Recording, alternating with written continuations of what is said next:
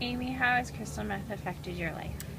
Crystal meth affected my life in a negative way. When I was 14 years old, my friends started using drugs. They used everything from weed, ecstasy, cocaine, crystal meth, you name it, they did it. Some of them even prostituted themselves out for money for drugs or for drugs. Unfortunately, when I was 16 years old, I got drunk at a party on the first night of spring break and went home to my friend's house and passed out. A short time later, two of my friends woke me up and offered me crystal meth, and I did it.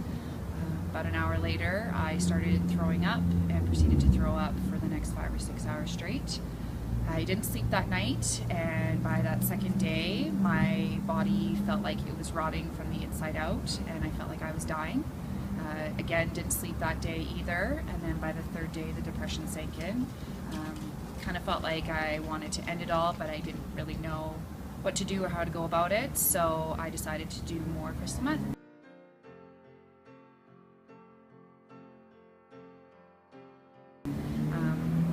Then for the next week and a half, 2 weeks straight, me and my friends did crystal meth. Of course, we eventually had to go back to school.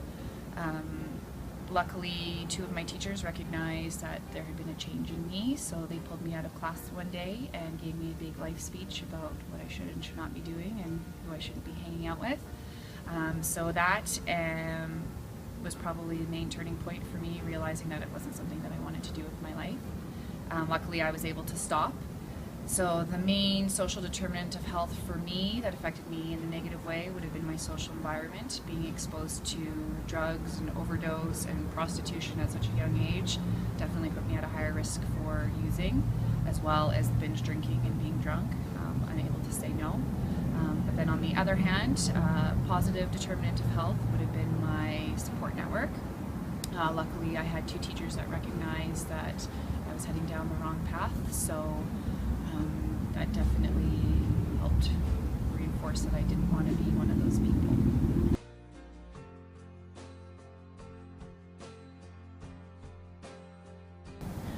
Crystal meth affected my life in a negative way. I was first introduced to crystal meth when I was 12 years old through my brother, who was 15. He began using crystal meth at 15 with a group of friends involved in the rave scene. Crystal meth, the use of crystal meth destroyed my family. It caused violent outbreaks with my brother. He would steal, he would lie, criminal activity he was involved with. It caused my parents to have communication breakdowns between them. They couldn't form structured decisions for me or my brother at that point in time.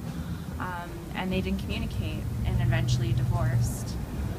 I watched my brother spiral out of control for 3 years until he became a non-part of my life.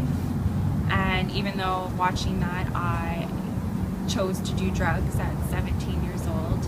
It wasn't until I was 18 that I tried crystal meth. And it happened to be on a week bender. Crystal meth just happened to be the drug of choice for that week. And day 5, I noticed there was a man in a trench coat following me around. He would follow me around, walking down the street to friends' houses. He'd be out in the parking lot waiting for me when I would leave. And then about day 7, I really started to suffer psychologically. And I just panicked and wanted this guy to stop because he was stalking me. And I was at a friend's house, and she came to the window. I was looking at him, and she said to me, "Kaylee, there's nobody there." It was that point in time that it hit me that it was the crystal meth that was having an impact on my psychological capability and even just my decision making.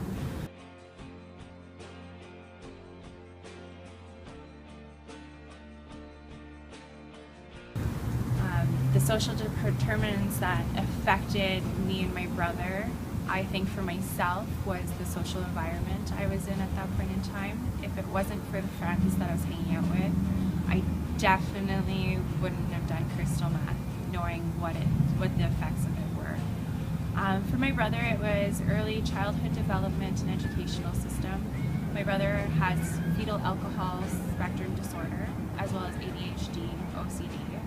And I think that really labeled him going into the educational system because there were programs to structure these individuals and enable them to educate themselves with the rest of the So I think that he really felt stigmatized and felt that way growing up. And when he dropped out of high school, he felt like a failure.